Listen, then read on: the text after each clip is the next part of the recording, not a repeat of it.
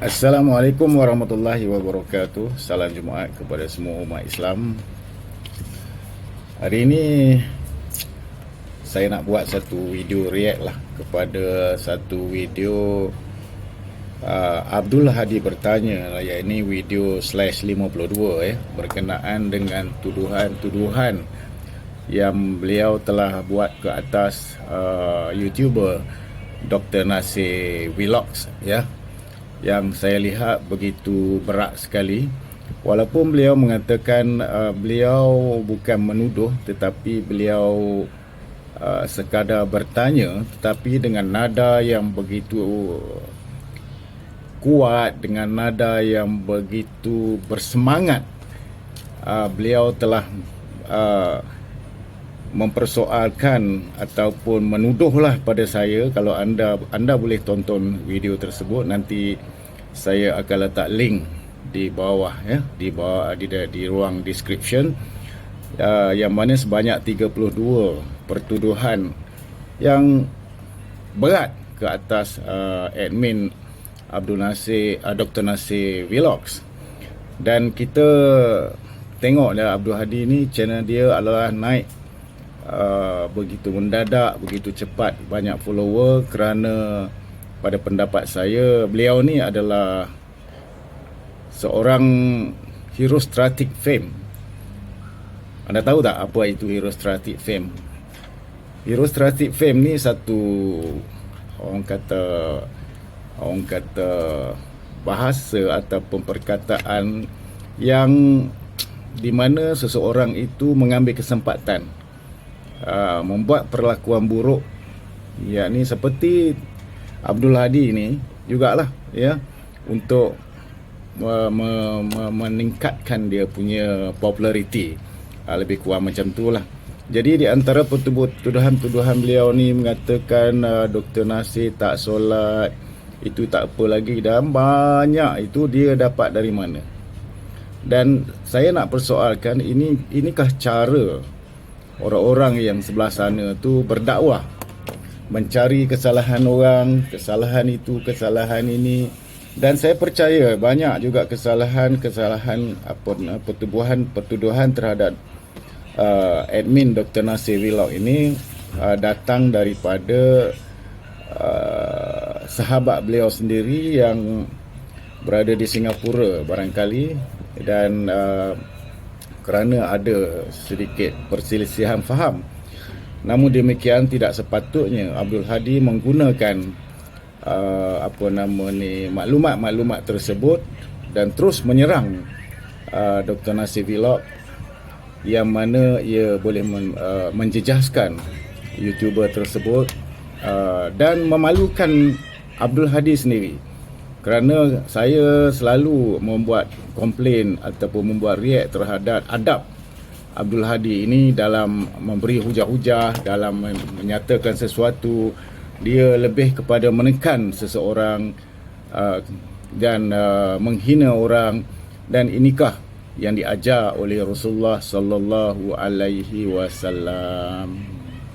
Kerana saya ada dengar video dalam video beliau mengikut Al-Quran dan As-Sunnah. As-Sunnah bermaknanya mengikut hadis-hadis Rasulullah, mengikut semua sekali lah perangai Rasulullah.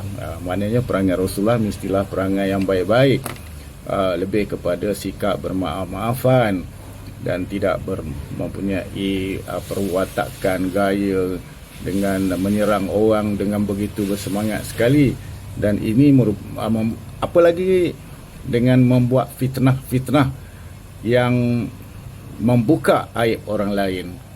Adakah begitu yang diajar oleh Rasulullah sallallahu alaihi wasallam? Saya nak tanya Abdul Hadi ni. Dalam channel saya ni pun channel bertanya juga. Jadi kalau anda tak berpeluang untuk mendengar Abdul Hadi ini, orang kata, yang saya kata buruknya cara dan kaedah dia berhujah ini, saya akan buka suara dia lah, suara dia dalam video ni. Saya tak maulah nak siarkan orang kata video dia, tapi saya bagi perdengarkan kepada anda penonton semua, bolehlah membuat penilaian Saya buka sedikit saja. Ya, sebab ini melibatkan aib seseorang, jadi tak patut pun kita buka sebenarnya. Saya buka bagi contoh kepada anda.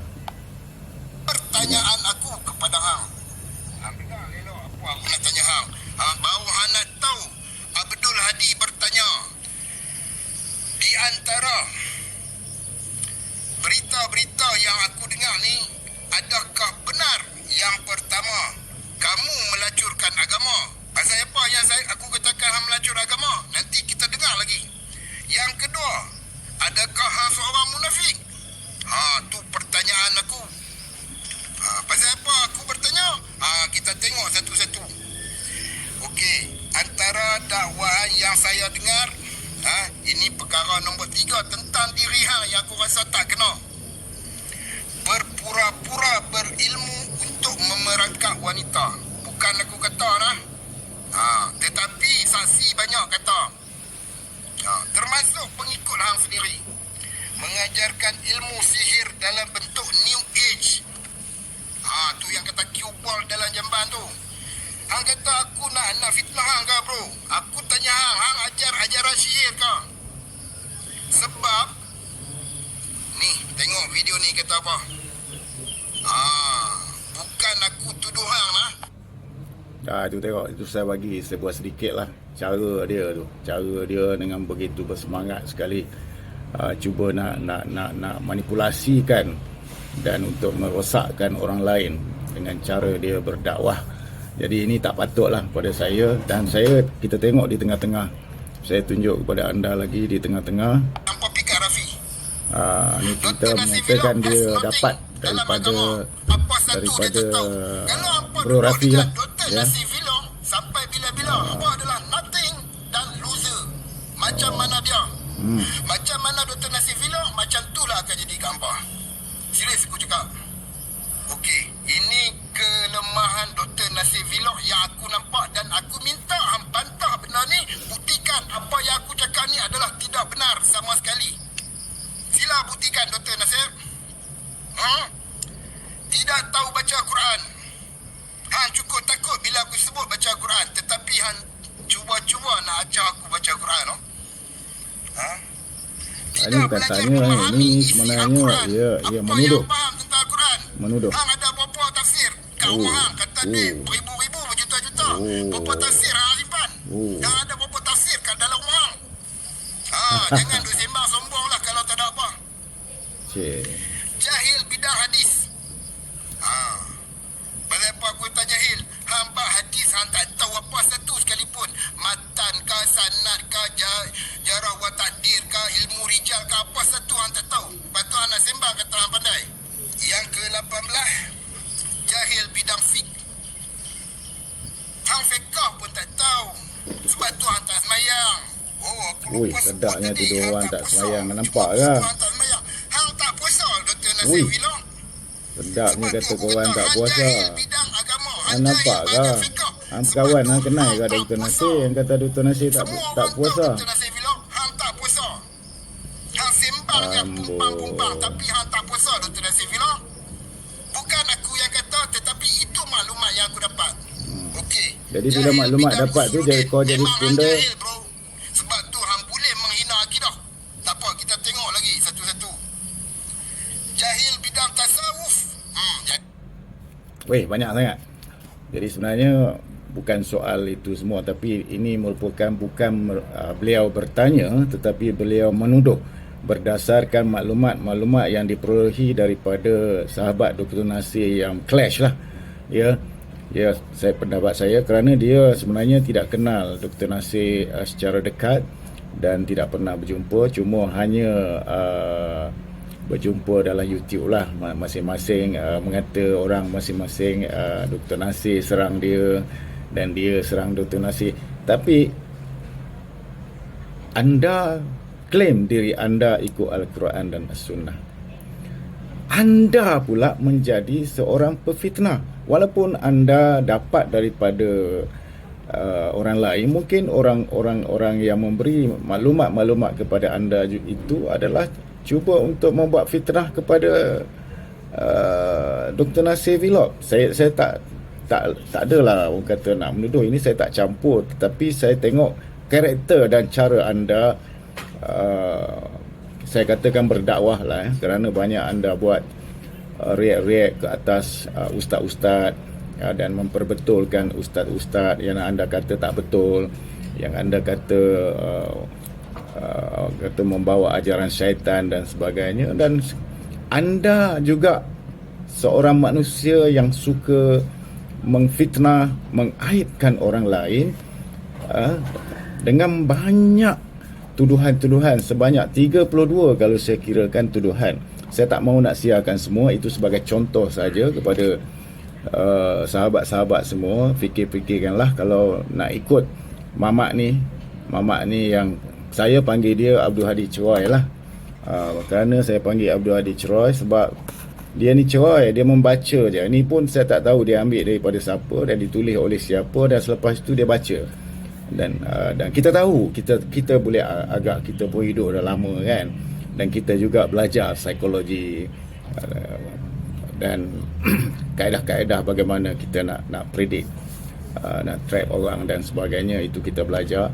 Dan cuma saya melegah ini ialah kerana kaedah dan cara beliau menyampaikan tu bersungguh-sungguh untuk merosakkan orang lain. Dan ini mungkin merosakkan Dr. Nasir, dan mungkin juga dia merosakkan orang lain lagi demi untuk mendapat populariti beliau. Yang ini yang saya sebutkan ialah herostratik. Seorang yang herostratik ni ialah mengambil kesempatan lah. Beliau mengambil kesempatan untuk populariti beliau, untuk mendapatkan sesuatu. Dan sedangkan beliau sendiri tak ada apa-apa pun, kosong. Orang mempergunakan beliau untuk menyerang orang lain, dan dia mengambil kesempatan. Inilah jenis manusia yang bahaya. Kita harap beliau berubah pada hari Jumaat ni. Ni hari Jumaat saya buat video ni. Dan kita harapkan juga para follower dia fikir-fikirkanlah. Kalau follower dia fikir-fikirkanlah. Anda nak terus sama nak masuk dalam lubang biawak ke, ataupun anda saja suka-suka untuk menyokong menjadi pemfitnah seperti beliau. Jadi fikir-fikirkanlah sahabat, terutama anak-anak muda yang seronok sangat benda-benda yang pelik macam ni, dan tak sadar bahawa dengan kita menyokong orang-orang yang suka memfitnah, orang-orang yang suka memburukkan orang lain, orang-orang yang suka orang kata membuat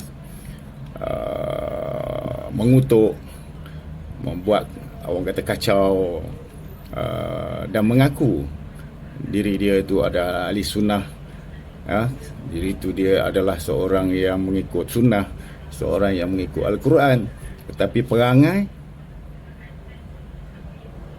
Jadi kalau anda ikut beliau, sudah pasti anda juga terjerumus masuk lubang lah. Kalau masuk lubang biawak. Fikir-fikirkanlah sahabat. Saya harap YouTuber di dalam ini janganlah terlalu too over lah. Walaupun anda nak dapat populariti, anda berilah maklumat-maklumat yang sahih dan bercakaplah berhemah di hadapan penonton, di hadapan penonton, kerana yang menonton video-video anda ini ramai tersebar luas mungkin ke seluruh dunia. Jadi ianya walaupun anda seronok mengata orang lain, tetapi orang lain akan boleh judge siapa diri anda. Itulah terpanggil saya membuat video ini untuk react. Bukan saya menyokong Dr. Nasir, dan saya juga sudah tentulah saya tidak menyokong Abdul Hadi ini, kerana cara beliau yang begitu ekstrim sekali pada pendapat saya, dan boleh merosakkan hubungan silaturahim sesama manusia. Kita nak main YouTube ni, nak kutuk-kutuk lebih kurang tu boleh lah, tapi ini sudah melampau, sudah keterlampauan pada pendapat saya. Dan bagaimana pendapat anda? Jadi fikir-fikirlah yang mana nak follow dia tu. Anda masuk dalam YouTube ini, masuk dalam ruangan medsos ini nak mencari dosa ke nak mencari pahala, kan? Kalau anda nak mencari pahala, anda nak mencari kebaikan, anda mestilah follow orang-orang ustaz-ustaz yang baik-baik, ramai lagi di luar sana dalam YouTube.